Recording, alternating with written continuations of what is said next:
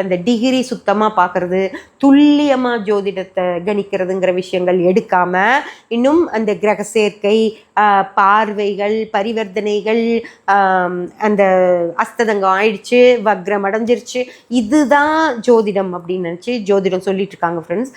அதெல்லாம் இல்லை.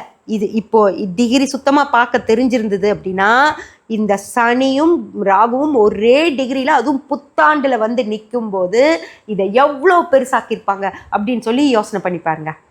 ஓகேங்களா? யாராவது முன்னாடி சொல்லியிருந்தா இது பெருசாக இருக்கும். இதே நானே இதை 15 நாளைக்கு முன்னாடி, 1 மாதத்துக்கு முன்னாடி நான் இதை சொல்லியிருந்தா அதை பிடிச்சே ஒரு கதையை ரெடி பண்ணி அட்டாசமாக உங்களுக்கு சப்மிட் பண்ணியிருப்பாங்க.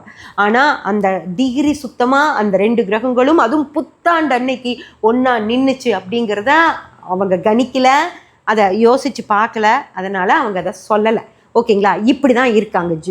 இப்படி தான் அந்த ஜோதிட முறை போயிட்டுருக்கு.